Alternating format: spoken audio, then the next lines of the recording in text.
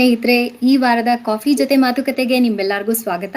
ಇವತ್ತಿನ ನಮ್ಮ ಮುಖ್ಯ ಅತಿಥಿಗಳು ನಮ್ಮ ಲಂಡನ್ನಲ್ಲಿರುವ ಭಾರತೀಯ ವಿದ್ಯಾಭವನ ನಿರ್ದೇಶಕರು ಮತ್ತು ನಮ್ಮೆಲ್ಲರ ಹೆಮ್ಮೆಯ ಕನ್ನಡಿಗರಾದಂಥ ಶ್ರೀ ಮತ್ತೂರ್ ನಂದಕುಮಾರ್ ಅವರು. ಇವರು ತಮ್ಮ ಯುಕೆಯಲ್ಲಿ ಕನ್ನಡಿಗರು ಮತ್ತೆ ಭಾರತೀಯರಿಗೆ ನಮ್ಮ ಕಲೆ ಸಂಸ್ಕೃತಿಯನ್ನು ಕಲಿಸುವ ಬೆಳೆಸುವ ಕೆಲಸವನ್ನು ಭಾರತೀಯ ವಿದ್ಯಾಭವನದ ಮೂಲಕ ತುಂಬಾ ಚೆನ್ನಾಗಿ ನಿರ್ವಹಿಸ್ತಾ ಬಂದಿದ್ದಾರೆ. ಅಷ್ಟೇ ಅಲ್ಲದೆ ಸಾಹಿತ್ಯ ಪ್ರೇಮಿಯಾದ ಇವರು ಈಗ ತಾನೇ ನೀವು ಕೇಳಿದ್ರಲ್ಲ, ಇಂಡಿಯಾ ವರ್ಸಸ್ ಇಂಗ್ಲೆಂಡ್ ಮೂವಿಯ ಹಾಡು, ಇದನ್ನ ಕೂಡ ಇವರೇ ಬರ್ದಿರೋದು. ಸರ್, ವೆಲ್ಕಮ್ ಟು ಕಾಫಿ ಜೊತೆ ಮಾತುಕತೆ. ನಮಸ್ಕಾರ, ತುಂಬಾ ಸಂತೋಷ. ಥ್ಯಾಂಕ್ಸ್ ರಶ್ಮಿ ಅವರೇ. ಸರ್, ಹೆಂಗಿದ್ದೀರಾ ಸರ್? ನಾವೆಲ್ಲ ಆರಾಮಾಗಿದ್ದೀವಿ. ಈ ಕರೋನಾ ಗಲಾಟೆ ಮಧ್ಯದಲ್ಲಿ ಎಲ್ಲರೂ ಕೂಡ ಮನೇಲೇ ಕೂತ್ಕೊಂಡ್ಬಿಟ್ಟು ಹೊರಗಡೆ ಹೋಗೋದಕ್ಕೆ ಅವಕಾಶ ಇಲ್ಲದೆ ಕಾಲವನ್ನು ಕಳೆಯಬೇಕಾಗಿದೆ. ಅದಕ್ಕೆ ಈ ತರ ಕೆಲವೊಂದು ಹಮ್ಮಿಕೊಂಡಿರೋದ್ರಿಂದ ನಮ್ಮ ಕನ್ನಡಿಗರು ಯುಕೆ ಇಂದ ನಮ್ಗೆಲ್ಲ ತುಂಬಾ ಸಂತೋಷ, ನಿಮ್ಮನ್ನ ನೋಡಕ್ ಸಿಗ್ತಾ ಇದೆ, ನಿಮ್ ಜೊತೆ ಮಾತಾಡಕ್ ಸಿಗ್ತಾ ಇದೆ ಅಂತ. ನನಗೂ ಅಷ್ಟೇ ಸಂತೋಷ ತಂದಿದೆ. ಯಾಕೆಂದ್ರೆ ಮನೇಲಿ ಕೂತ್ಕೊಂಡ್ಬಿಟ್ಟು ಬೋರ್ ಆಗಿತ್ತು. ಅಟ್ಲೀಸ್ಟ್ ನಮ್ಮ ಜನಗಳ ಜೊತೆಯಲ್ಲಿ ಮಾತಾಡ್ಬಹುದಲ್ಲ, ಸ್ಪಂದಿಸಬಹುದಲ್ಲ ಅಂತ ಹೇಳಿ ಒಂದು ಆನಂದ ಈಗ. ಹೌದು ಹೌದು, ಖಂಡಿತ. ಸರಿ, ನಾವು ನಮ್ಮ ಕ್ವೆಶನ್ಸ್ ನ ಶುರು ಮಾಡೋಣ. ನಾನು ನಿಮ್ಗೆ ಎಷ್ಟೋ ದಿನದಿಂದ ಕೇಳ್ಬೇಕು ಅಂತ ಅನ್ಕೊಳ್ತಾ ಇದ್ದೆ, ನಿಮ್ಮ ಮತ್ತೂರಿನಿಂದ ಮಿಡಲ್ ಸೆಕ್ಸ್ ವರೆಗಿನ ಜರ್ನಿ ಹೇಗೆ ಇಲ್ಲಿಗೆ ಬಂದ್ರಿ, ಹೇಗೆ ಭವನದ ಪಾರ್ಟ್ ಆದ್ರಿ, ನೀವು ಅವಿಭಾಜ್ಯ ಅಂಗ ಹೋಗಿದ್ದೀರಾ ಈಗ. ಸೊ ಅದ್ರ ಬಗ್ಗೆ ಒಂದ್ ಸ್ವಲ್ಪ ಹೇಳಿ ಸರ್. ಅದೊಂದು ದೊಡ್ಡ ಕತೆ. ಯಾಕೆಂದ್ರೆ ಅದನ್ನ ಹೇಳ್ತಾ ಹೋದ್ರೆ ಅದು ಮುಗಿಯದೇ ಇರ್ತಕ್ಕಂಥ ಒಂದು ಕತೆ ಆಗತ್ತೆ. ಆದ್ರೆ ಸಣ್ಣದ್ರಲ್ಲಿ ಹೇಳ್ತೀನಿ. ನಾನು ಹುಟ್ಟಿದ್ದು 1952ರಲ್ಲಿ ಮತ್ತೂರಲ್ಲಿ. ನನ್ನ ಬಾಲ್ಯದ ಶಾಲೆ ಎಲ್ಲ ನಮ್ಮ ಮತ್ತೂರಿನಲ್ಲೇ ನಡೀತು, ಹೈಸ್ಕೂಲ್ ತನಕ. ಆಮೇಲೆ ಶಿವಮೊಗ್ಗದಲ್ಲಿ ಸಹ್ಯಾದ್ರಿ ಕಾಲೇಜಲ್ಲಿ ಒಂದು 3 ವರ್ಷ ಡಿಗ್ರಿ ಮಾಡಿದೆ ನಾನು. ಅದಾದ್ಮೇಲೆ ಮೈಸೂರಿಗೆ ಬಂದೆ. ಮೈಸೂರಲ್ಲಿ ಶಾರದಾ ವಿಲಾಸ ಕಾಲೇಜಲ್ಲಿ 1 ವರ್ಷ, ಆಮೇಲೆ 2 ವರ್ಷ ಮಾನಸ ಗಂಗೋತ್ರಿನಲ್ಲಿ ಸಂಸ್ಕೃತ MA ಮಾಡಿದೆ ನಾನು. ಸಂಸ್ಕೃತ MA ಮುಗಿಸ್ಕೊಂಡ್ಬಿಟ್ಟು ಬೆಂಗಳೂರಿಗೆ ಬಂದೆ. ಕೆಲಸ ಸಿಗ್ತಾ ಇರ್ಲಿಲ್ಲ, ಬಹಳ ಕಷ್ಟ ಆಗಿದ್ದ ಕಾಲ ಅವಾಗ. ಏನಾದ್ರೂ ಕೆಲಸ ಸಿಕ್ಕಿದ್ರೆ ಸಾಕು ಅಂತ ಹೇಳಿ, ಯಾವ ಕೆಲಸ ಆ ಕೆಲಸ ಈ ಕೆಲಸ ಅಂತಲ್ಲ, ಯಾವ ಕೆಲಸ ಸಿಕ್ಕಿದ್ರು ಪರವಾಗಿಲ್ಲ, ಪ್ರೈಮರಿ ಸ್ಕೂಲ್ ಸಿಕ್ಕಿದ್ರು ಪರವಾಗಿಲ್ಲ ಅಂತ ಹೇಳಿ ನಾನು ಆಕ್ಚುಲಿ ನನಗೆ ಕಾಲೇಜ್ ಲೆಕ್ಚರರ್ ಪೋಸ್ಟಿಗೆ ಅಂತ ಅಪ್ಲೈ ಮಾಡಿದ್ದೆ. ಎಲ್ಲೂ ಬೇರೆ ಬೇರೆ ಕಾರಣಗಳನ್ನೆಲ್ಲ ಹೇಳ್ತಾ ಹೋಗೋದು ಬೇಡ, ಸಿಗ್ಲಿಲ್ಲ. ಆಮೇಲೆ ನನಗೆ ಬೆಂಗಳೂರಿನ ರಾಘವೇಂದ್ರ ಪ್ರೌಢಶಾಲೆ ಅಂತ ಹೇಳಿ ಮಲ್ಲೇಶ್ವರದಲ್ಲಿ, ಆ ಸ್ಕೂಲಲ್ಲಿ ನನಗೆ 3 ವರ್ಷ ಓದೋದಕ್ಕೆ ಬಂದ ಪಾಠ ಹೇಳ್ಕೊಡೋದಕ್ಕೆ ಅವಕಾಶ ಸಿಕ್ತು. ಅದೊಂಥರ ಅದ್ಭುತವಾದಂತಹ ಅನುಭವ ಆ ಕಾಲ ನನಗೆ. ಅದಾದ್ಮೇಲೆ ಬೆಂಗಳೂರಿಗೆ ಬಂದಂತಹ ಒಬ್ಬಳು ಲೇಡಿ ಜನೀನ್ ಮಿಲ್ಲರ್ ಅಂತ ಹೇಳಿ, ಆಕೆ ಫ್ರೆಂಚ್ ಲೇಡಿ. ಅವರಿಗೆ ಶಾಂತಿ ಮಿಲ್ಲರ್ ಅಂತ ಹೇಳಿ ಮತ್ತೂರು ಕೃಷ್ಣಮೂರ್ತಿಗಳು ಹೆಸರು ಕೊಟ್ಟಿದ್ರು. ಯಾಕೆ ಅಂದ್ರೆ ಆಕೆ ವೇದ ಇತ್ಯಾದಿಗಳನ್ನೆಲ್ಲ ಚೆನ್ನಾಗಿ ಅಭ್ಯಾಸ ಮಾಡಿ ವೇದದ ಬಗ್ಗೆ ಪುಸ್ತಕಗಳನ್ನು ಬರೆದಿದ್ರು. ಅವರು ಬೆಂಗಳೂರಿಗೆ ಬಂದಾಗ ನಾನು ಅವ್ರ ಜೊತೆಲ್ಲ ಒಂದಷ್ಟು ಜಾಗದಲ್ಲಿ ಸುತ್ತಾಡಿದ್ದೆ. ನೀನ್ ಲಂಡನ್ನಿಗೆ ಬಂದ್ರೆ ನಿನ್ನ ನೋಡ್ಕೋತೀನಿ ಅಂತಂದ್ರು ಅವರು. ಈ ಮಧ್ಯದಲ್ಲಿ ಮತ್ತೂರು ಕೃಷ್ಣಮೂರ್ತಿಗಳು ಕೂಡ ಯಾಕೆ ನೀನು ಫರ್ದರ್ ಸ್ಟಡಿ, ಅದಕ್ಕೋಸ್ಕರ ಇಲ್ಲಿ ಬರಬಾರದು ಅಂತ. ನನಗೂ ಒಂಥರ ಕುತೂಹಲ, ಆಸೆ ಎಲ್ಲ ಇತ್ತು. ಹಾಗಾಗಿ ಆ ಶಾಲೆಗೆ ನನ್ನ ಇದನ್ನ ಲೀವ್ ಲೆಟರ್ ಕೊಟ್ಬಿಟ್ಟು, ರೆಸಿಗ್ನೇಷನ್ ಲೆಟರ್ ಕೊಟ್ಬಿಟ್ಟು ನಾನು ಇಲ್ಲಿಗೆ ಬಂದೆ. ಇಲ್ಲಿಗೆ ಬಂದಾಗ ಲಂಡನ್ ಯೂನಿವರ್ಸಿಟಿನಲ್ಲಿ ಡಾಕ್ಟರ್ ಜಾನ್ ಮಾರ್ ಅಂತ ಹೇಳಿ ನನ್ನ ಗೈಡ್, ಅವರ ನನ್ನ ಗುರುಗಳು, ಅವರ ಕೈ ಕೆಳಗೆ ನಾನು PhD ಮಾಡಿದೆ. ಕನ್ನಡ ಸಾಹಿತ್ಯದಲ್ಲಿ ಬಾಲಕೃಷ್ಣ, ಮುಖ್ಯವಾಗಿ ಪುರಂದರ ಹಾಗೂ ಕನಕದಾಸರ ಸಾಹಿತ್ಯದಲ್ಲಿ ಬಾಲಕೃಷ್ಣ ಅಂತಕ್ಕಂಥ ವಿಷಯದ ಮೇಲೆ ನಾನು ಥೀಸಿಸ್ ಬರೆದೆ. ಇಂಗ್ಲಿಷ್ ನಲ್ಲಿ, ಒರಿಜಿನಲ್ ಥೀಮ್ ಸಂಸ್ಕೃತದಲ್ಲಿ. ಈ ಕೆಲಸದಲ್ಲಿ ನನಗೆ ಶ್ರೀನಿವಾಸ್ ಹಾವನೂರು ಅಂತ ಇದ್ರು, ಬಹಳ ದೊಡ್ಡ ವಿದ್ವಾಂಸರು, ಇನ್ಫಾರ್ಮೇಶನ್ ಗಣಿ ಅವರು. ಅವರು ಇಲ್ಲಿ ಡಾಕ್ಟರ್ ಜಾನ್ಮಾರ್ ಹಾಗೂ ನಮ್ಮ ಮತ್ತೂರು ಕೃಷ್ಣಮೂರ್ತಿಗಳು, ಇವರೆಲ್ಲರ ಸಹಾಯದಿಂದ ನನಗೆ ಇಲ್ಲಿ ಅಧ್ಯಯನ ಮಾಡೋದಕ್ಕೆ ತಕ್ಕಂತಹ ವಿಷಯಗಳೆಲ್ಲ ಸಿಕ್ಕಿ ನಾನು PhD ಮಾಡೋ ಹಾಗೆ ಆಯ್ತು. 1983ರಲ್ಲಿ ಮುಗಿಸ್ದೆ. ಆ ಟೈಮಲ್ಲಿ ನಾನು ಬಂದ ದಿವಸದಿಂದ ನಾನು ಥೀಸಿಸ್ ಮುಗಿಸೋ ತನಕ ಭಾರತೀಯ ವಿದ್ಯಾಭವನದಲ್ಲಿ ಸಂಸ್ಕೃತ ಹೇಳ್ಕೊಡ್ತಾ ಇದ್ದೆ. ಜೊತೆಗೆ ಇಲ್ಲಿನ ಪ್ರೋಗ್ರಾಮ್ಗಳು, ಇಲ್ಲಿ ಲೈಬ್ರರಿ ಕೆಲಸ ಮಾಡೋದು ಇತ್ಯಾದಿ ಮಾಡಿ ಭವನದ ಕೆಲಸಗಳ ಬಗ್ಗೆ ನನಗೆ ಸಾಕಷ್ಟು ಒಂಥರ ಅನುಭವ ಆಯ್ತು. ಮುಗಿದ ಮೇಲೆ ನಾನು ವಾಪಸ್ ಊರಿಗೆ ಬರ್ಬೇಕಾಯ್ತು. 83ರಲ್ಲಿ ಮುಗಿಸಿ ನಾನು ವಾಪಸ್ ಊರಿಗೆ ಬಂದೆ. ಊರಿಗೆ ಬಂದಾಗ ಈ ಭವನದವರು, ಮುಖ್ಯವಾಗಿ ನಮ್ಮ ಮತ್ತೂರು ಕೃಷ್ಣಮೂರ್ತಿಗಳು, ನನ್ನ ಮಾವ, ಹೆಣ್ಣು ಕೊಟ್ಟ ಮಾವ ಅವರು ನೀನು ಯಾಕೆ ಭವನದಲ್ಲೇ ಕೆಲಸ ಮಾಡಬಾರ್ದು ಅಂತಂದ್ರು. ಹಾಗಾಗಿ 84ರಲ್ಲಿ ನಾನು ಇಲ್ಲಿ ಪೂರ್ಣಾವಧಿ ಕೆಲಸಗಾರನಾಗಿ, ಅದಕ್ಕಿಂತ ಮುಂಚೆ ಪಾರ್ಟ್ ಟೈಮ್ ಅಂತ ಹೇಳ್ಬೋದು ಅಥವಾ ವಾಲಂಟರಿ ಅಂತ ಹೇಳ್ಬೋದು, ಆ ಥರ ಕೆಲಸ ಮಾಡ್ತಾ ಇದ್ದೆ. 1984ರಿಂದ ನಾನು ಪೂರ್ಣಾವಧಿ ಕೆಲಸಗಾರನಾಗಿ ಅಕಾಡೆಮಿಕ್ ಡೈರೆಕ್ಟರ್ ಆಗಿ ನಾನು ಇಲ್ಲಿಗೆ ಸೇರ್ಕೊಂಡೆ.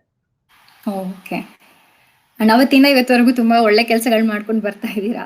ಸೊ ಭವನ ನಡೀತಾ ನೀವು ಇದೆ. ಅವಾಗ ಬಂದಾಗ ಸಾರಿ ಅಲ್ಲ, ಭಗವಂತನ ಆಶೀರ್ವಾದದಿಂದ ನಡೀತಾ ಇದೆ. ಮಾಡ್ತಾ ಇದ್ದೀರಾ ಅನ್ನೋದಕ್ಕಿಂತ ಇದೆಲ್ಲ ನಡೆಯುವಂಥದ್ದು. ಹೇಳಿ. ದೊಡ್ಡ ಮಾತು ನಿಮ್ದು. ಅದೇ ಅವಾಗ ನೀವು ಬಂದಾಗ ಭವನ ಹೇಗಿತ್ತು, ಈಗ ಹೇಗಿದೆ, ವಾಟ್ ಆರ್ ದ ಚೇಂಜಸ್, ಏನು ಹೊಸದಾಗಿ ಮಾಡ್ತಾ ಇದ್ದೀರಾ, ಅದ್ರ ಬಗ್ಗೆ ಒಂದ್ಸತಿ ನಮ್ಗೆ ಹೇಳಿ. ಮಾತುಗಳು ಅದನ್ನ ಹೇಳ್ತೇನೆ. ಇಲ್ಲಿ ಮುಖ್ಯವಾಗಿ ಮತ್ತೂರು ಕೃಷ್ಣಮೂರ್ತಿಗಳು ಬಂದಾಗ 1972ರಲ್ಲಿ ಬೇರೆ ಸಂಸ್ಥೆಗಳು ಅಂತ ಇರ್ಲಿಲ್ಲ. ನಮ್ಮ ಕಲೆಯ ಬಗ್ಗೆ ಕೆಲಸ ಮಾಡತಕ್ಕಂಥ ಈ ಸಾಂಸ್ಕೃತಿಕ ಸಂಸ್ಥೆಗಳು ಅಂತ ಬಹಳ ಕಡಿಮೆ ಇದ್ವು. ಬಹುಶಃ 1-2, ಅದು ಕೂಡ ಮಹಾರಾಷ್ಟ್ರ ಮಂಡಲ ಅಂತ ಹೇಳಿ ಬರೀ ಮರಾಠಿಗಳಿಗೆ ಮಾತ್ರ ಸೀಮಿತವಾದಂತಹ ಕೆಲಸ. ಗುಜರಾತಿಗಳು ಅನೇಕ ಸಂಸ್ಥೆಗಳಿದ್ವು, ಸಣ್ಣ ಪಣದು. ಆದ್ರೆ ಎಲ್ಲ ಭಾರತೀಯರಿಗೂ ಸೇರಿದಂತಹ ಒಂದು ಸಂಸ್ಥೆ ಇಲ್ಲಿ ಯಾವುದೂ ಇರಲಿಲ್ಲ. ಹಾಗಾಗಿ ಭಾರತೀಯ ವಿದ್ಯಾಭವನವನ್ನ ಶುರು ಮಾಡೋದಕ್ಕೆ ಒಳ್ಳೆ ಒಂದು ಅವಕಾಶ ಆಯ್ತು. ಶ್ರೀ ರಾಮಕೃಷ್ಣನ್ ಅಂತ ಹೇಳಿ ಅವಾಗ ನಮ್ಮ ಭವನದ ಡೈರೆಕ್ಟರ್ ಜನರಲ್ ಆಗಿದ್ರು. ಅವರು ಮತ್ತೂರು ಕೃಷ್ಣಮೂರ್ತಿಗಳನ್ನ ನೀವ್ ಯಾಕೆ ಇಲ್ಲಿಗೆ ಬರಬಾರ್ದು ಅಂತ ಹೇಳಿ ಕರೆದು ಅವರನ್ನ ಇಲ್ಲಿನ ವಿದ್ಯಾಭವನಕ್ಕೆ ಮುಖ್ಯಸ್ಥರನ್ನಾಗಿ ನೇಮಕ ಮಾಡಿದ್ರು. ಅವರು ಇಲ್ಲಿ ಬಂದ್ಬಿಟ್ಟು ಈ ಕೆಲಸವನ್ನ ಪ್ರಾರಂಭ ಮಾಡಿ ಪ್ರಾರಂಭದ ದಿವಸಗಳಲ್ಲಿ ಬಹಳ ಕಷ್ಟಪಟ್ರು ಪಾಪ. ಆಮೇಲೆ ಅವರ ನಿರಂತರ ಶ್ರಮದ ಫಲವಾಗಿ ಅವರಿಗೆ ಒಳ್ಳೊಳ್ಳೆ ಜನ ಸಿಕ್ಕಿದ್ರು ಭವನದ ಕಮಿಟಿಯಲ್ಲಿ ಕೆಲಸ ಮಾಡುವಂತವ್ರು. ಮುಖ್ಯವಾಗಿ ಭವನವನ್ನು ನಡೆಸ್ತಕ್ಕಂಥ ಚೇರ್ಮನ್ ಶ್ರೀ ಮಾಣಿಕ್ ದಲಾಲ್ ಅಂತ ಹೇಳಿ, ಅವರು ಇಲ್ಲಿನ ಏರ್ ಇಂಡಿಯಾದ ಹೆಡ್ ಆಗಿದ್ರು. ಜೊತೆಗೆ ಟಾಟಾ ಅವರ ಬಲಗೈ ಆಗಿದ್ರು. ಅವರು JRD ಟಾಟಾ ಅವರ ಬಲಗೈ ಆಗಿದ್ರು. ಅವರ ಸಹಾಯ ಹಸ್ತದಿಂದ, ಜೊತೆಗೆ ದಿಗ್ಗಜರು ನಮ್ಮ ಕಮಿಟಿಯಲ್ಲೆಲ್ಲ ಇದ್ರು. ಅವರೆಲ್ಲರ ಸಹಾಯದಿಂದ ಸೇರ್ಕೊಂಡ್ಬಿಟ್ಟು ಶ್ರೀಮತಿ ಪ್ರಿಯಂಬದಾ ಬಿರ್ಲಾ ಅಂತ ಹೇಳಿ ಅವರು ಫೈನಾನ್ಷಿಯಲಿ ತುಂಬಾ ಸಹಾಯ ಮಾಡಿ ಭವನವನ್ನ ಎಸ್ಟಾಬ್ಲಿಷ್ ಮಾಡೋದಕ್ಕೆ ಅನುಕೂಲ ಆಯ್ತು ಅವರಿಗೆ. ಮೊದಲು ಒಂದು ಸಣ್ಣ ಭವನದಲ್ಲಿದ್ದು ಈಗ ಬಹಳ ದೊಡ್ಡ ಒಂದು ಬಿಲ್ಡಿಂಗ್ ಅನ್ನ ಭವನ ಕೊಂಡ್ಕೊಂಡಿದೆ. ಇದರಲ್ಲಿ ಒಂದು 300 ಜನ ಕೂತ್ಕೊಳ್ತಕ್ಕಂತ ಒಂದು ಸಭಾಂಗಣ, ಲೈಬ್ರರಿ, ಪುಸ್ತಕಾಲಯ, ಬೇರೆ ಬೇರೆ ಕ್ಲಾಸ್ಗಳು, ರೂಮ್ಗಳು ಎಲ್ಲ ಸೇರಿದೆ. ಇಡೀ ಭಾರತದಿಂದ ಹೊರಗಡೆ ಇರತಕ್ಕಂಥ ನಮ್ಮ ಸಾಂಸ್ಕೃತಿಕ ಸಂಸ್ಥೆಗಳಲ್ಲಿ ಇದು ಎಲ್ಲದಕ್ಕಿಂತ ದೊಡ್ಡದು. ಓಕೆ. ಅಲ್ಲಿ ಏನೇನ್ ಕ್ಲಾಸಸ್ ನಡೆಯುತ್ತೆ ಅಂತಾನೂ 23 ಬೇರೆ ಬೇರೆ ಸಬ್ಜೆಕ್ಟ್ಗಳು ನಡೆಯುತ್ತೆ, ಕ್ಲಾಸ್ಗಳು. ಅದು ಮುಖ್ಯವಾಗಿ ನಮ್ಮ ಕಲೆಗೆ ಸಂಬಂಧಪಟ್ಟಂತ ವಿಷಯಗಳು. ಉತ್ತರಾದಿ ಸಂಗೀತ, ದಕ್ಷಿಣಾದಿ ಸಂಗೀತ, ವೋಕಲ್ಲು, ಇನ್ಸ್ಟ್ರೂಮೆಂಟಲ್ಲು, ಭರತನಾಟ್ಯ, ಕಥಕ್ಕು, ಕೂಚಿಪುಡಿ, ಒಡಿಸ್ಸಿ, ಫ್ಲೂಟ್, ಆಮೇಲೆ ಭಾರತೀಯ ಭಾಷೆಗಳು ಸಂಸ್ಕೃತ, ಹಿಂದಿ, ತಮಿಳು, ಬೆಂಗಾಲಿ, ಆಮೇಲೆ ಯೋಗದ ತರಗತಿಗಳು, ಆಮೇಲೆ ಭಾರತದ ಬೇರೆ ಬೇರೆ ಸಂಸ್ಕೃತಿ ವಿಚಾರಗಳ ಬಗ್ಗೆ ಲೆಕ್ಚರ್ಸ್,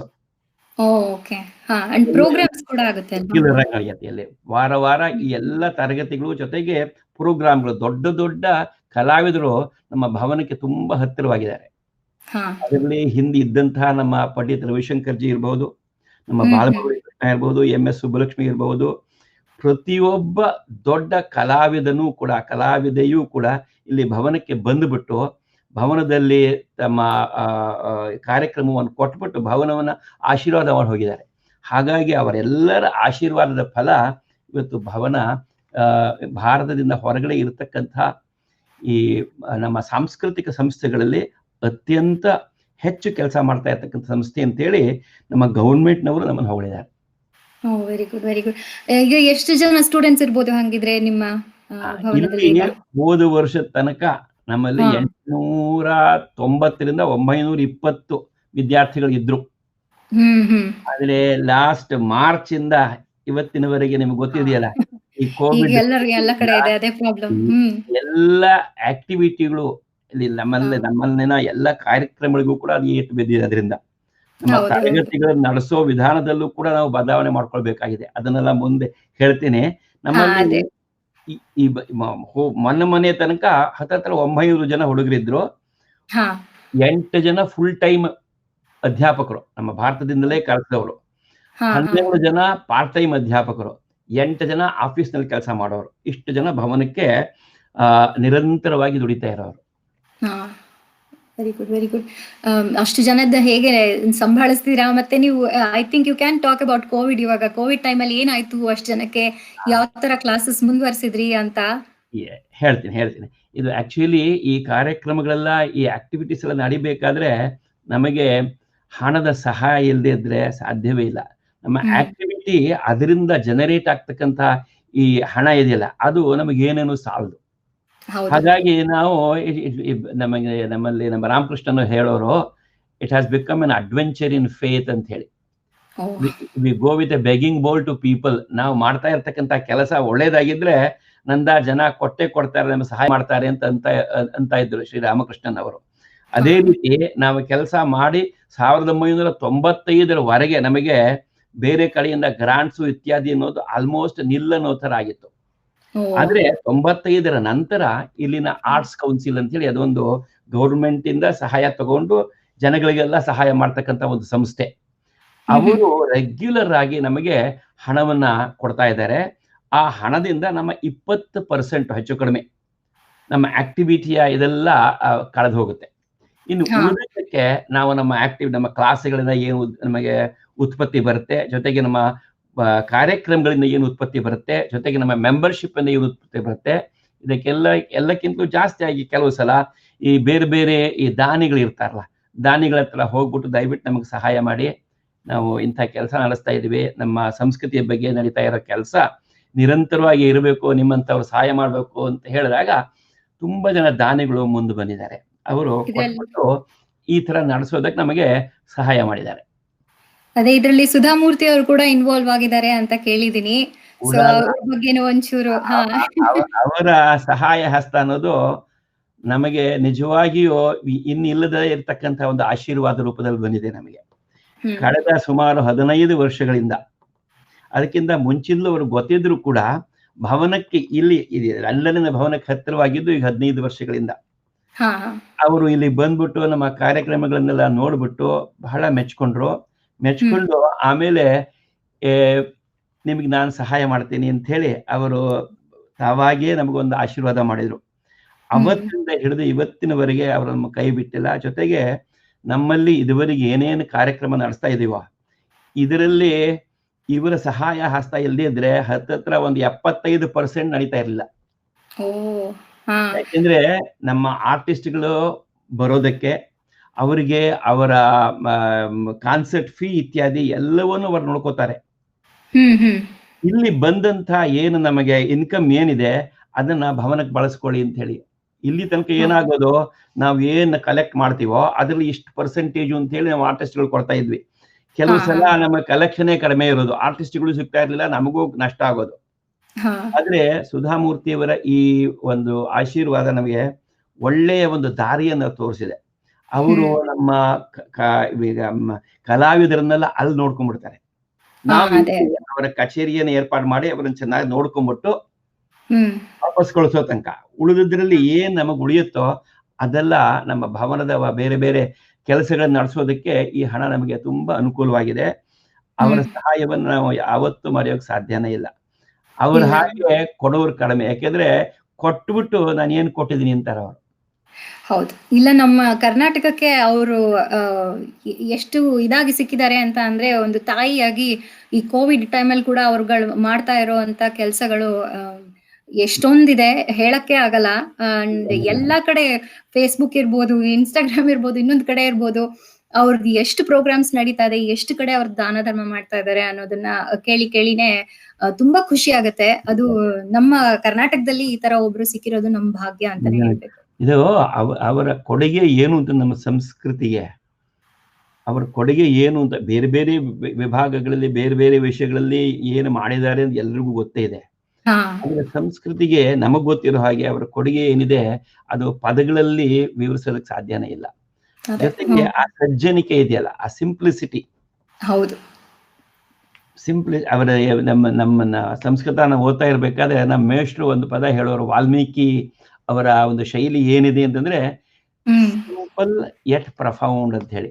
ಹಾಗಾಗಿ ಇವ್ರದ್ದು ಸಿಂಪ್ಲಿಸಿಟಿ, ಪ್ರಫಂಡಿಟಿ ಎರಡೂ ಸೇರಿರ್ತಕ್ಕಂಥ ಒಂದು ವ್ಯಕ್ತಿತ್ವ. ಹಾಗಾಗಿ ನಾವು ಯಾವತ್ತೂ ಕೂಡ ಅವರಿಗೆ ಕೃತಜ್ಞರಾಗಿರ್ಬೇಕು. ನಮ್ಮ ಭಾರತೀಯ ವಿದ್ಯಾಭವನ ಲಂಡನ್ ಅವರು ಮಾಡಿರ್ತಕ್ಕಂಥ ಈ ಆಶೀರ್ವಾದವನ್ನ, ಸೇವೆಯನ್ನ ನಮಗೆ ಯಾವತ್ತೂ ಮರೆಯಕ್ಕೆ ಸಾಧ್ಯ ಇಲ್ಲ. ನಮ್ಮಲ್ಲಿ ಒಟ್ಟು 23 ಸಬ್ಜೆಕ್ಟ್ ಅಂತ ಹೇಳಿದ್ನಲ್ಲ, ಪ್ರತಿ ವರ್ಷ ನಮ್ಮಲ್ಲಿ ವರ್ಷದಲ್ಲಿ ಒಂದು ಸಮ್ಮರ್ ಸ್ಕೂಲ್ ಅನ್ನು ನಡೆಸ್ತೀವಿ, ಜುಲೈ ಆಗಸ್ಟ್ ಟೈಮಲ್ಲಿ. ಅದಕ್ಕೆ ಭಾರತದಿಂದ ಒಂದು 7-8 ಜನ ಕಲಾವಿದರನ್ನು ಕರೆಸ್ತೀವಿ. ವರ್ಷ ಪೂರ ನಮ್ಮ ಇಲ್ಲಿರ್ತಕ್ಕಂಥ ಫುಲ್ ಟೈಮ್ ಅಧ್ಯಾಪಕರುಗಳು ಹೇಳ್ಕೊಡ್ತಾರೆ. ಹೌದು.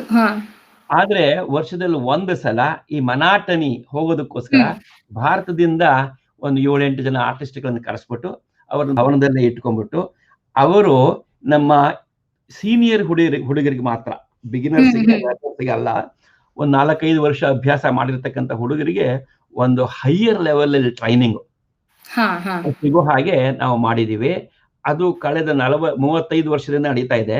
ಈ ಕಳೆದ 15 ವರ್ಷದಿಂದ ಅಫ್ಕೋರ್ಸ್ ನಮ್ಮ ಸುಧಾಜಿಯವರ ಹೆಲ್ಪ್ ಮೂಲಕ ತುಂಬಾ ಜನ ಒಳ್ಳೊಳ್ಳೆ ಆರ್ಟಿಸ್ಟ್ಗಳು ಬಂದ್ಬಿಟ್ಟು ನಮ್ಮಲ್ಲೇ ಇದ್ದು ಈ ವಿದ್ಯಾರ್ಥಿಗಳಿಗೆ ಚೆನ್ನಾಗಿ ಹೇಳ್ಕೊಟ್ಟು, ಅವರಿಗೆ ನಾವು ಲಂಡನ್ ನಲ್ಲಿ ಇದ್ರೂ ಕೂಡ ಭಾರತದಲ್ಲಿ ಇರತಕ್ಕಂತ ಹುಡುಗರು ಏನೇನು ಕಲಿಯೋದಕ್ಕೆ ಅವಕಾಶ ಇದೆಯೋ ಅದನ್ನೇ ವಿದ್ಯಾಭವನ ಅವಕಾಶ ಮಾಡಿಕೊಟ್ಟಿದೆ, ಇಲ್ಲೇ ಕಲಿಬಹುದು ಅಂತೇಳಿ ಅವರಿಗೆ ಮನಸ್ಸಿಗೆ ಒಂದು ಅಭಿಪ್ರಾಯ ಬಂದಿದೆ. ಹಾಗಾಗಿ ಭವನಕ್ಕೆ ಇದೊಂದು ಒಳ್ಳೆ ಹೆಸರು ಕೂಡ. ಅದೇ ನಂದು ಮುಂದೆ ನೆಕ್ಸ್ಟ್ ಕ್ವೆಶ್ಚನ್ ಆಗಿತ್ತು. ಏನಂತ ಅಂದ್ರೆ, ಕೋವಿಡ್ ಸಿಚುವೇಶನ್ ಇದ್ದಿದ್ರಿಂದ ಈ ಸತಿ ಸಮ್ಮರ್ ಹಾಲಿಡೇಸ್ ಅಲ್ಲಿ ನಿಮ್ ಸಮ್ಮರ್ ಸ್ಕೂಲ್ ನ ಯಾವ ತರ ನಡೆಸಿದ್ರಿ, ನಡೆಯಕ್ಕೆ ಹೇಗೆ ಅವಕಾಶ ಆಯ್ತು ಅಂತ? ಅದನ್ನ ಹೇಳ್ತೀನಿ, ಯಾಕೆಂದ್ರೆ ಅದನ್ನ ಪೂರ ಹೇಳಿದಾನು. ಈ ಕಳೆದ ಮಾರ್ಚ್ ಅಲ್ಲಿ ನಾವು ಡಿಸಿಷನ್ ತಗೋಬೇಕಾಯ್ತು, ಇನ್ನು ಭವನವನ್ನು ತೆಗಿಯೋ ಹಾಗಿಲ್ಲ ಅಂತ. ಯಾಕೆಂದ್ರೆ ಅಲ್ಲಿ ತನಕ ನಮಗೆ ತೊಂದರೆ ಎಲ್ಲ ಸರಿ ಆಗೋಗ್ಬಿಡುತ್ತೆ, ಎಲ್ರಿಗೂ ಫ್ಲೂ ಇತ್ಯಾದಿ ಬಂದು ಹೋಗಿದೆಯಲ್ಲ, ಅದೇ ರೀತಿ ಇದು ಅಂತ ಅಂದ್ಕೊಂಡ್ಬಿಟ್ಟಿದ್ವಿ. ಆಮೇಲೆ ಯಾವಾಗ ಗವರ್ಮೆಂಟ್ ಇಂದ ಡೈರೆಕ್ಟಿವ್ಸ್ ಬಂತೋ, ಇನ್ನು ತೆಗಿಯೋ ಹಾಗಿಲ್ಲ, ಸ್ಕೂಲ್ಗಳನ್ನೆಲ್ಲ ಮುಚ್ಚಬೇಕು ಅಂತ, ಆ ಟೈಮೆಲ್ಲ ಮುಚ್ಚಿದ್ವಿ. ಮುಚ್ಚಿದ್ಮೇಲೆ ನಮಗೆ ಇನ್ಕಮ್ 0 ಆಗೋಗ್ಬಿಡ್ತು. ಇದ್ರೆ ಹುಡುಗರು ಬಂದು ಕ್ಲಾಸ್ ಅಟೆಂಡ್ ಮಾಡಿ ಫೀ ಕೊಟ್ರೆ ನಮಗೆ ರನ್ ಮಾಡಕ್ ಇನ್ಕಮ್, ಅದೇ ಇಲ್ದೇ ಇದ್ರೆ ಹೇಗೆ? ಅಲ್ಲಿ ತನಕ ನಾವು ಈ ಆನ್ಲೈನ್ ಕ್ಲಾಸ್ಗಳನ್ನೆಲ್ಲ ರೆಸಿಸ್ಟ್ ಮಾಡ್ತಾ ಇದ್ವಿ. ಇಲ್ಲ, ನಮ್ಮ ಕಲೆ ಅಂತಂದ್ರೆ ಆನ್ಲೈನ್ ಅಲ್ಲಿ ಮಾಡಕ್ ಸಾಧ್ಯ ಇಲ್ಲ. ಒಂದು ಮೃದಂಗಾನೋ, ಒಂದು ಭರತನಾಟ್ಯನೋ, ಒಂದು ತಬ್ಲಾನೋ, ಸಿತಾರೋ, ವಯಲಿನ್ ಕಲಿಬೇಕಾದ್ರೆ ಗುರುಗಳು ಎದುರಲ್ಲಿ ಕೂತ್ಕೊಂಡ್ಬಿಟ್ಟು ಅವ್ರು ಕಲಿಬೇಕು. ಮನೇಲಿ ಕೂತ್ಕೊಂಡ್ಬಿಟ್ರೆ ಹೇಗಾಗತ್ತೆ, ಟ್ಯೂನ್ ಮಾಡಕ್ ಆಗಲ್ಲ ಇನ್ಸ್ಟ್ರೂಮೆಂಟ್ ಅನ್ನ, ಹ್ಯಾಕ್ ಕಲಿತಾರೋ ರಾಂಗ್ ಆಗೋಗ್ಬಿಡುತ್ತೆ ಅಂತ ಒಂದು ಅಭಿಪ್ರಾಯ ಇತ್ತು. ಆದ್ರೆ ಯಾವಾಗ ಈ ಪರಿಸ್ಥಿತಿ ಬಂತೋ, ವಿ ವರ್ ಫೋರ್ಸ್ಡ್. ಯಾಕಂದ್ರೆ ಬೇರೆನೆ ಯೋಚನೆ ಮಾಡ್ಲೇಬೇಕಾಯ್ತು ನಾವು. ಅವಾಗ ನಮ್ಮ ಅಧ್ಯಾಪಕಗಳನ್ನೆಲ್ಲ ಕರೆದ್ಬಿಟ್ಟು ನಾವು ಇದಕ್ಕೆ ನಮ್ಮನ್ನ ಒಗ್ಗಿಸ್ಕೊಳ್ದೇ ಇದ್ರೆ ಕೆಲವು ಕ್ಲಾಸ್ಗಳನ್ನ ನಾವು ನಿಲ್ಲಿಸ್ಬೇಕಾಗತ್ತೆ, ಮತ್ತೆ ಸ್ಟೂಡೆಂಟ್ಸ್ಗೂ ಮಿಸ್ ಆಗುತ್ತೆ ಇದ್ರೆ ಅವರಿಗೂ.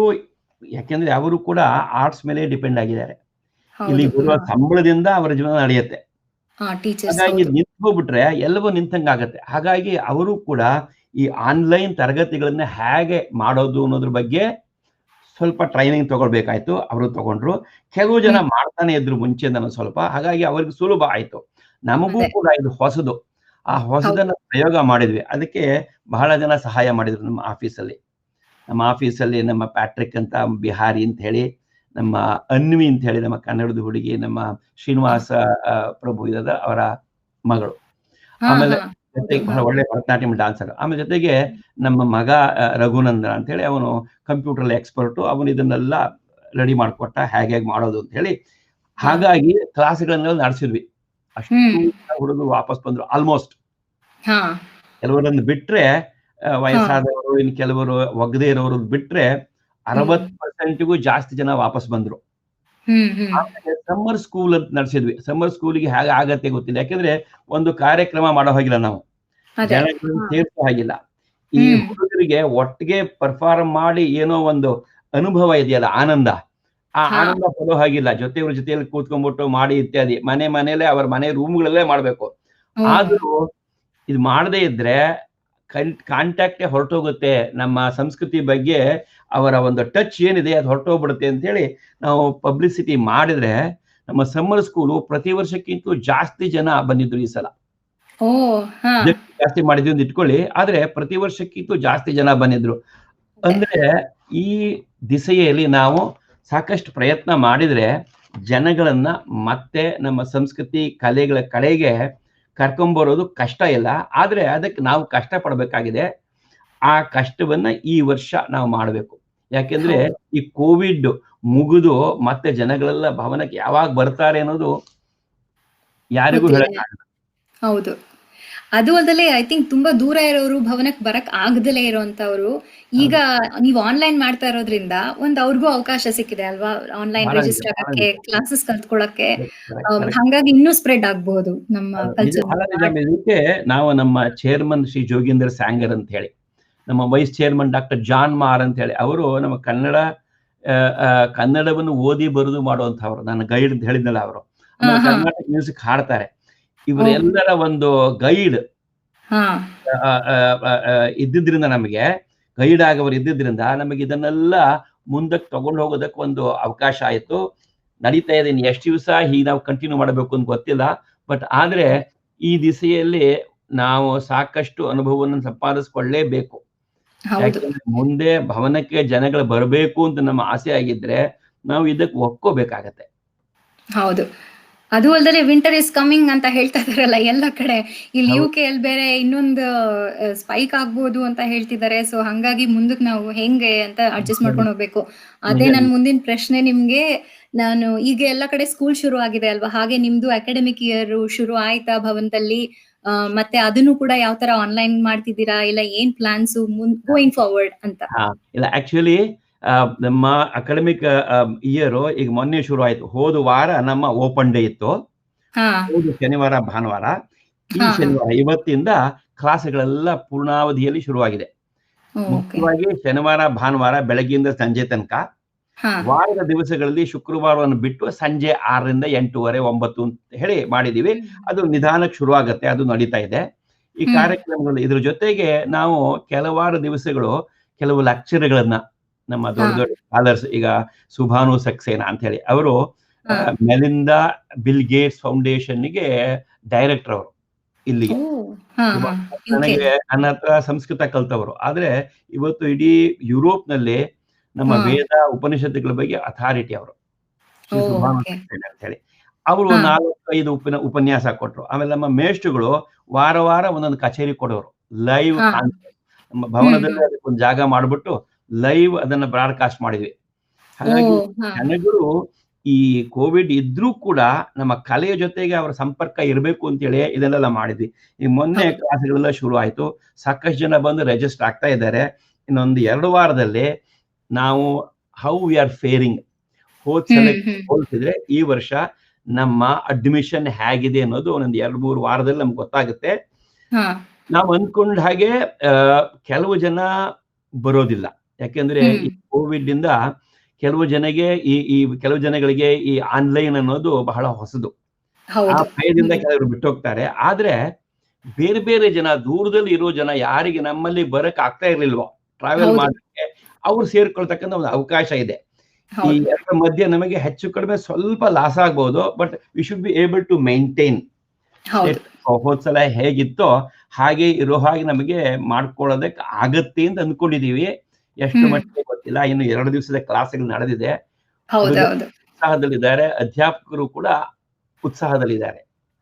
ಅಲ್ಲ, ಪ್ಲಾನ್ ಮುಂದಕ್ಕೆ ಅಂತ ಅಂದ್ರೆ ಈಗ ಸದ್ಯಕ್ಕೆ ಕ್ಲಾಸ್ ಶುರುವಾಗಿದೆ ಅಂತ ಇದ್ದೀರಾ ಭವನದಲ್ಲೇ. ಆದ್ರೆ ಆನ್ಲೈನ್ ಕೂಡ ನಡೆಸೋದು ಇದೆಯಾ? ಯಾಕಂದ್ರೆ ನೀವು ಇವಾಗ ಹೇಳ್ದಂಗೆ ದೂರದಿಂದ ಬರೋರು ಯಾರಾದ್ರೂ ಇದ್ರೆ ಈಗ ಶುರು ಮಾಡಿದ್ಮೇಲೆ ಅದನ್ನ ಬಿಡಕ್ಕಾಗಲ್ಲ. ಯಾಕಂದ್ರೆ ಆನ್ಲೈನ್ ಹುಡುಗರೆಲ್ಲ ಸೇರ್ಕೊಂಡಿರ್ತಾರೆ. ನಮಗೇನು ಅಂತ ಕೇಳ್ತಾರೆ. ಹಾಗಾಗಿ ಅದಕ್ಕೆ ನಾವು ಒಂದು ಅವಕಾಶ ಕಲ್ಪಿಸಲೇಬೇಕಾಗುತ್ತೆ. ಇಷ್ಟೇ ಇಲ್ಲ, ಇನ್ನು ಮುಂದೆ ಬೇರೆ ಬೇರೆ ನಮಗೆ ಮುಂಚೆನೆಲ್ಲ ಏನು ಅಂದ್ರೆ ವಾರದಲ್ಲಿ ದಿವಸಗಳಲ್ಲೂ ಕೂಡ ಮೇಷ್ಗಳು ಇಲ್ಲಿಗೆ ಬರೋರು.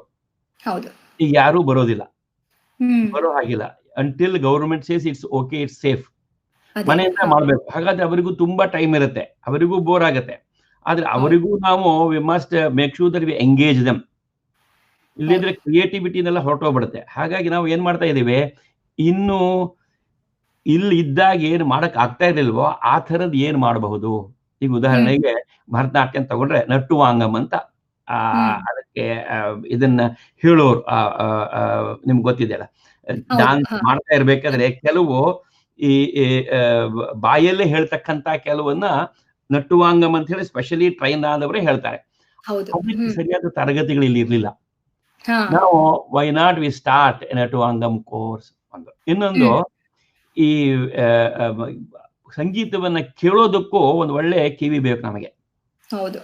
ಸುಮ್ಮನೆ ಕೂತ್ಕೊಂಡ್ರೆ ಇದಲ್ಲ, ಅಂದ್ರೆ ಸಂಗೀತವನ್ನು ಯಾವ ರೀತಿ ಎಂಜಾಯ್ ಮಾಡಬೇಕು, ಅಪ್ರಿಸಿಯೇಷನ್ ಕೋರ್ಸ್ ಅಂತ, okay. Music appreciation course, dance appreciation course ಅಂತ ಹೇಳಿ ಅದು ಶುರು ಮಾಡಬೇಕು ಅಂತ.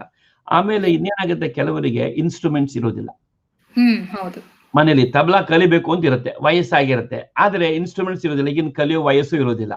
ಅವರಿಗೆ ಬರೇ ಬಾಯಲ್ಲೇ ಈ ಕ್ಯಾಲ್ಕುಲೇಷನ್ ಇತ್ಯಾದಿ ಎಲ್ಲ ಹೇಗೆ ಹೇಳ್ಕೊಡೋದು, ಅದ್ರದ್ದೊಂದು ಶುರು ಮಾಡಬೇಕು ಮಾಡಿದೀವಿ. ಆಮೇಲೆ ಜೊತೆಗೆ ಈ ಲ್ಯಾಂಗ್ವೇಜ್ಗಳನ್ನ ಸಂಭಾಷಣೆ ಮೂಲಕ ಯಾವ ರೀತಿ ಕಾನ್ವರ್ಸೇಷನಲ್ ಕೋರ್ಸಸ್ ಇನ್ ಸಂಸ್ಕೃತ್, ಇನ್ ಹಿಂದಿ, ತಮಿಳ್, ಬಂಗಾಲಿ ಇತ್ಯಾದಿ. ಇಲ್ಲಿ ಇದಕ್ಕೆ ಬರೇ ನಮ್ಮ ಜನ ಮಾತ್ರ ಬರೋದಿಲ್ಲ. ನಮ್ಮ ಯೋಗ ತರಗತಿಗಳಲ್ಲಿ 95% ಯುರೋಪಿಯನ್ಸ್, ನಮ್ಮ ಲ್ಯಾಂಗ್ವೇಜ್ ಕ್ಲಾಸ್ಗಳಲ್ಲಿ 15-20% ಯುರೋಪಿಯನ್ಸ್, ನಮ್ಮ ಇನ್ಸ್ಟ್ರೂಮೆಂಟ್ ಕ್ಲಾಸ್ಗಳಲ್ಲೂ ಕೂಡ 10-15% ಯುರೋಪಿಯನ್ಸ್. ಬರೇ ವೋಕಲ್ ಅಲ್ಲಿ ಮಾತ್ರ ನಮ್ಮವರು ಜಾಸ್ತಿ. ಯಾಕೆಂದ್ರೆ ನಮ್ಮ ವಾಯ್ಸ್ ಕಲ್ಚರು ವಾಯ್ಸ್ ಕಲ್ಚರು ಸ್ವಲ್ಪ ಬದಲಾಗಿದೆ. ಸೊ ಹಂಗೆ ಅವರೆಲ್ಲ ಅಂದ್ರೆ ಯೋಗ ಅಂತ ಅಂದ್ರೆ ಐ ಕ್ಯಾನ್ ಇಮ್ಯಾಜಿನ್, ನಾವಿಲ್ಲಿ ಯಾವ ಲೀಜರ್ ಸೆಂಟರ್ ಹೋದ್ರು ಎಲ್ಲೋದ್ರು ಯೋಗ ಇದ್ರೆ ಅಂತೂ ಅವ್ರುಗಳೇ ಜಾಸ್ತಿ ಇರ್ತಾರೆ ನಮ್ಗೆ. So I can imagine. ಹೌದು ಹೌದು. ಅದೇ ಇದೆಲ್ಲ ಕೇಳಿ ತುಂಬಾ ಸಂತೋಷ ಆಯ್ತು. ನೀವು ಈ ದೇಶದಲ್ಲಿ ಇದ್ಕೊಂಡು ನಮ್ಮವ್ರಿಗೋಸ್ಕರ ಇಷ್ಟೊಂದೆಲ್ಲ ಮಾಡ್ತಾ ಇದ್ದೀರಾ. ನಮ್ಮ ಕಲೆ ಸಂಸ್ಕೃತಿ ಎಲ್ಲದಕ್ಕೂ ನೀವು ಮಾಡ್ತಾ ಇರೋ ಸೇವೆ ತುಂಬಾ ಅಪಾರವಾಗಿರುವಂತದ್ದು. ಅದರಿಂದ ನೀವು as I said, you are a ಸಾಹಿತಿ ಯೋರ್ ಸೆಲ್ಫ್. ನಿಮ್ಗೆ ಸಾಹಿತ್ಯದ ಬಗ್ಗೆ ತುಂಬಾ ಪ್ರೇಮ ಇರೋದ್ರಿಂದ ನೀವು ಇನ್ನ ಒಂದೆರಡು ಪೊಯಂ ಬರ್ದಿರ್ಬೋದು. ಒಂದ್ ಹಾಡ್ನ ನಾವು ಆಲ್ರೆಡಿ ಕೇಳಿದ್ವಿ, ಇನ್ನೊಂದನ್ನ ನೀವೇ ನಮ್ಗೆ ಇವಾಗ ಕೇಳಿಸಿದ್ರೆ that will be really good. ಖಂಡಿತ. ನನಗೆ ಈ ಸಾಹಿತ್ಯ ಅನ್ನೋದು ಬಹಳ ಹಿಂದಿನಿಂದಲೂ ನಮ್ಮ ಊರಿನಲ್ಲಿ ನಾವೆಲ್ಲ ಗಮಕ ಇತ್ಯಾದಿ ಎಲ್ಲ ಕೇಳಿ ಕೇಳಿ ಸಾಹಿತ್ಯದಲ್ಲಿ ಆಸಕ್ತಿ ಅವಾಗಲೇ ಬೆಳೆಸ್ಕೊಂಡಿದ್ವಿ. ಕುಮಾರವ್ಯಾಸ, ಲಕ್ಷ್ಮೀಶ, ನಮ್ಮ ದೊಡ್ಡ ದೊಡ್ಡ ಸಾಹಿತ್ಯಗಳು, ಬೇಂದ್ರೆ ಇರ್ಬೋದು, ಕುವೆಂಪು ಇರ್ಬೋದು, ಕಾರಂತರು ಇರ್ಬೋದು, ಡಿ.ವಿ. ಜಿ ಇರ್ಬೋದು, ಭೈರಪ್ಪನವರು ಇರ್ಬೋದು, ಇವ್ರದನ್ನೆಲ್ಲ ಸಣ್ಣ ವಯಸ್ಸಿನಲ್ಲೇ ಓದಿ ಓದಿ ನಮಗೆ ಆಸೆ ಬೆಳೆಸ್ಕೊಂಡವರು. ಈ ಹಾಡುಗಳು ಅಂದ್ರೆ ಬಹಳ ಆಸೆ. ನಾನು ಈಗ ಒಂದು 3-4 ವರ್ಷದ ಕೆಳಗಡೆ ನಮ್ಮ ಕನ್ನಡ ರಾಜ್ಯೋತ್ಸವದ ಸಮಯದಲ್ಲಿ ಹೊಂದೋ ಹಾಗೆ ಒಂದು ಹಾಡು ಬರೆದಿದ್ದೀನಿ. ನೀವು ಕೇಳಿದ್ರೆ ಅದನ್ನ ಹೇಳ್ಬಿಡ್ಲ ನಾನು? ಹೇಳಿ. ನಾವುವೇ ಅಂದ್ರೆ ನಮ್ಮ ಕನ್ನಡಿಗರು UK ಕಡೆಯಿಂದ ವರ್ಚುವಲ್ ಆಗಿ November 8 ಕನ್ನಡ ರಾಜ್ಯೋತ್ಸವ ಸೆಲೆಬ್ರೇಟ್ ಮಾಡ್ತಾ ಇದೀವಿ. ಈ ಅಕೇಶನ್ ಹೇಳ್ತಾ ಇದ್ರು, ಎಲ್ಲರಿಗೂ ಹಾಡ್ನ ಹಾಡಿದ್ರೆ ತುಂಬಾ ಚೆನ್ನಾಗಿರುತ್ತೆ. ಹೌದು, ಥ್ಯಾಂಕ್ ಯು. ಕನ್ನಡಮ್ಮನ ಬಳಸಿರಿ ಅಂತ ಹೇಳಿ ಟೈಟ್ಲು. ಹಸುರು ಸೊಬಗಿನ ಬಯಲುಗಿರಿಗಳ ಉದಧಿ ನದಿಗಳ ನಾಡಿದು, ನಗೆಯ ಮಲ್ಲಿಗೆ ಚಿಗುರು ಕೇದಗೆ ಸಕಲ ಸುಮಗಳ ಬೀಡಿದು, ಬಸವ ಸರ್ವಜ್ಞಾದಿದಾಸರ ನಾರಣಪ್ಪನ ಮಾಡಿದು, ಹೊನ್ನ ಸಿರಿ ನುಡಿ ಕನ್ನಡಮ್ಮನ ಕಂದರೆಲ್ಲರ ಗೂಡಿದು, ಮುಗಿಲು ಮುಟ್ಟುವ ದಿಗಿಲುಗೊಳಿಸುವ ತರುವ ರಂಗಳ ಕಾನನ, ನವಿಲು ಕೋಗಿಲೆ ಗಿಳಿಯ ಚಿಲಿಪಿಲಿ ವಿಹಗಗಳ ಬೃಂದಾವನ, ಆನೆ ಹುಲಿ ನರಿ ಮೃಗಗಳೆಲ್ಲಕ್ಕೂ ಆಸರೆಯು ಈ ತಾಯ್ನೆಲ, ಅಲ್ಲಿ ಅಗುಹ ಎಂಥ ಸುಂದರ ಗುಡಿಯ ಗೋಪುರ ನೋಡುವ, ಸ್ವಾರ್ಥವೆಣಿಸದೆ ನಾಡಹಿತವನು ಬಯಸಿ ದುಡಿದರ ನೆಲೆಯಿದು, ಕಲಿಕೆ ಎಲ್ಲರ ಸ್ವತ್ತು ಹಿಂದಡಿ ಇಡದಿರೆಂದರ ಸೆಲೆಯಿದು, ಸಕಲ ಉನ್ನತ ಗುಣಗಣಗಳ ಪಡೆದ ಸುಜನರ ಕುಲವಿದು, ಭೇದವೇ ಇರದಿರುವ ಬಾಳನು ಬಾಳಿದಂತರ ನೆಲವಿದು, ಬಯಸಿದೆಲ್ಲವ ಆಗು ಮಾಡಿದ ಭಾರತಾಂಬೆಯ ಕರುವಿದು, ಬಯಸದೆಯೇ ನಮಗೆಲ್ಲ ನೀಡಿಹ ನಮ್ಮಗಳ ಕರುನಾಡಿದು, ಮನದ ಭಾವವ ಮೂಡಿಸಲು ಸರಿಯುಂಟೆ ನಮ್ಮೀ ಭಾಷೆಗೆ, ನೆನೆಯುತ್ತಲಿ ತಾಯೊಲವ ಗೆಳೆಯ ಉಬ್ಬಿ ಹೋಗಿದೆ ನನ್ನೆದೆ, ಭಾಷೆ ದೇಶದ ಭಾವನಾಡಿಯು ಭಾಷೆ ಬದುಕಿಗೆ ಕನ್ನಡಿ, ಕನ್ನಡದ ಕಸ್ತೂರಿ ಮರೆತರೆ ನಷ್ಟ ನಮಗೆ ನೆನಪಿಡಿ. 100 ಭಾಷೆಯ ದಾಳಿಯಾಗುವ ಮುನ್ನ ಏಳಿರಿ ಬನ್ನಿರಿ. ಭಾರತದ ಕಣ್ಮಣಿಯ ಹನುಮನ ಕನ್ನಡಮ್ಮನ ಬಳಸಿರಿ. ಹಸಿರು ಸೊಬಗಿನ ಬಯಲುಗಿರಿಗಳ ಉದಧಿ ನದಿಗಳ ನಾಡಿದು. ಓ, ತುಂಬಾ ಚೆನ್ನಾಗಿತ್ತು. ಕಿವಿಗೆ ಹಬ್ಬವಾಗಿತ್ತು. ತುಂಬಾ ಚೆನ್ನಾಗಿತ್ತು. ತುಂಬಾ ಚೆನ್ನಾಗಿ ಬರ್ದಿದ್ದೀರಾ. ಅದೇ ನಾನು ಹೇಳ್ತಾ ಇದ್ನಲ್ಲ, ಹಂಗೆ ಈ ದೇಶದಲ್ಲಿ ಇದ್ಕೊಂಡು ನಮ್ಮ ಕಲೆ, ನಮ್ಮ ಸಂಸ್ಕೃತಿಗೆ ನೀವು ಮಾಡ್ತಾ ಇರೋ ಸೇವೆ ಅಪಾರವಾದದ್ದು. ಅದಕ್ಕೆ ಹೇಳಕ್ಕೆ ಇನ್ನೇನು ಇಲ್ಲ, ಥ್ಯಾಂಕ್ ಯು ಅಂತಾನೆ ಹೇಳ್ಬೇಕು ನಿಮ್ಗೆ. ಈ ತರ ಬೆಳೆಸ್ಕೊಂಡ್ ಬರ್ತಾ ಇದ್ದೀರಾ. ಎಷ್ಟೋ ಜನ ಅದೇ ನಾನು ಹೇಳ್ದಂಗೆ ದೂರ ಇರೋರು, ಬರಕ್ ಆಗ್ದಲೇ ಇರೋರು ಇದನ್ನ ಕೇಳಿ ಇವಾಗ ನಾವು ಇದ್ರ ಯಾವ್ದಾರೋ ಕ್ಲಾಸ್ಗೆ ರಿಜಿಸ್ಟರ್ ಆಗ್ಬೇಕು ಅಂತ ಅಂದ್ರೆ ಎಲ್ಲಿ ಕಾಂಟ್ಯಾಕ್ಟ್ ಮಾಡೋದು? ಭವನದ ವೆಬ್ಸೈಟ್ ಹೋಗೋದಾ? ಖಂಡಿತ ಭವನ್.net ಅಂತ ಹಾಕಿದ್ರೆ ಭವನ್.net. ಅದರಲ್ಲಿ ಭವನದ ಬಗ್ಗೆ ಎಲ್ಲ ಇನ್ಫಾರ್ಮೇಶನ್ ಇದೆ. ನಮ್ಮ ಟೈಮ್ ಟೇಬಲ್ ಇದೆ, ನಮ್ಮ ಫೀ ಇದೆ, ಹ್ಯಾಕ್ ಸೇರ್ಕೋಬಹುದು ಅಂತ, ಆನ್ಲೈನ್ ಸೇರ್ಕೋಬಹುದು, ಎಲ್ಲಿದ್ರು ಸೇರ್ಕೋಬಹುದು. ಇವತ್ತು ಬೆಳಗ್ಗೆ ನಾನು ಸಂಸ್ಕೃತ ಮಾಡಿದೆ, ನಾರ್ವೆಯಿಂದ ಒಬ್ಳು ಹುಡುಗಿ ವಿಲ್ಮಾ ಅಂತ ಹೇಳಿ ಅವಳು ಸೇರಿದ್ಲು. ಎಲ್ಲಿಂದ ಮಾತಾಡ್ತಾ ಇದೀಯಾ ಅಂತ ಕೇಳಿದ್ರೆ, ನಾರ್ವೆಯಿಂದ, ನಿಂಗೆ ಇಲ್ಲೆಲ್ಲೂ ಅವಕಾಶ ಇಲ್ಲ, ಹಾಗಾಗಿ ಅಲ್ಲಿ ಸೇರಿದ್ದೀನಿ ಅಂತ. ಹಾಗಾಗಿ ಬೇರೆ ಬೇರೆ ಕಲೆಗಳಿಂದ ಹುಡುಗರೆಲ್ಲ ಬರ್ತಾ ಇದ್ದಾರೆ ನನಗೆ ಇಲ್ಲಿ ಭವನದ ಬೇರೆ ಬೇರೆ ತರಗತಿಗಳಿಗೆ. ಹಾಗಾಗಿ ಇಂಗ್ಲೆಂಡ್ ನಲ್ಲಿ ಎಲ್ಲಿದ್ರು, UK ನಲ್ಲಿ, ಸ್ಕಾಟ್ಲೆಂಡ್ ಅಲ್ಲಿ, ವೇಲ್ಸ್ ಅಲ್ಲಿ ಎಲ್ಲಿದ್ರು ಕೂಡ ಜನಗಳು ಸೇರ್ಕೋಬಹುದು. ನಾನು ಮುಖ್ಯವಾಗಿ ನಿಮಗೆ ರಶ್ಮಿಯವರೇ ಧನ್ಯವಾದ ಹೇಳಬೇಕು. ಜೊತೆಗೆ ನಮ್ಮ ಆತ್ಮೀಯ ಮಿತ್ರ ಶ್ರೀ ಗಣಪತಿ ಭಟ್ರವರಿಗೆ, ಆಮೇಲೆ ಕಾಫಿ ಜೊತೆ ಮಾತುಕತೆ ಇದನ್ನ ಏರ್ಪಾಡು ಮಾಡಿರ್ತಕ್ಕಂಥ ಎಲ್ಲ ಸಹೃದಯ ಬಂಧುಗಳಿಗೆ, ನಮಗೆ ಈ ಭವನದ ಬಗ್ಗೆ ಒಂದು ಪ್ರಚಾರ ಮಾಡೋದಕ್ಕೆ ನೀವು ಅವಕಾಶ ಮಾಡಿಕೊಟ್ಟಿದ್ದೀರಿ. ಹಾಗಾಗಿ ಎಲ್ರಿಗೂ ಕೂಡ ನಾನು ಅನಂತ ಧನ್ಯವಾದಗಳನ್ನ ಅರ್ಪಿಸಲೇಬೇಕು. ಇಲ್ಲ ಇಲ್ಲ, ನಿಮಗ್ ಧನ್ಯವಾದ ಬಂದಿದ್ದಕ್ಕೆ. It's an honour, it's a pleasure ನಿಮ್ನ ಕಾಫಿ ಜೊತೆ ಮಾತುಕತೆಯಲ್ಲಿ ಮಾತಾಡ್ಸಿದ್ದು. ಎಷ್ಟೋ ಜನಕ್ಕೆ ಭವನದ ಬಗ್ಗೆ ಗೊತ್ತಿಲ್ಲದಲೇ ಇರೋದು. ನೀವು ಹೇಳ್ದಂಗೆ ಸ್ಕಾಟ್ಲೆಂಡ್ ಅಲ್ಲಿ ನನಗೂ ಒಂದಿಬ್ರು ಫ್ರೆಂಡ್ಸ್ ಇದ್ದಾರೆ, ಅವ್ರಿಗೆಲ್ಲ ಆಗ್ತಾ ಇರ್ಲಿಲ್ಲ ಅವಕಾಶ ಕಲ್ತ್ಕೊಳ್ಳಕ್ಕೆ. ನೀವು ಅದನ್ನ ಇವಾಗ ಮಾಡ್ಕೊಟ್ಟಿದ್ದೀರಾ. ಸೊ ತುಂಬಾ ಥ್ಯಾಂಕ್ ಯು, ತುಂಬಾ ಧನ್ಯವಾದಗಳು ನಿಮಗೆ ಕಾಫಿ ಧನ್ಯವಾದ. ಮಾತಾಡಿ. ನಮಸ್ಕಾರ. ನಮಸ್ಕಾರ.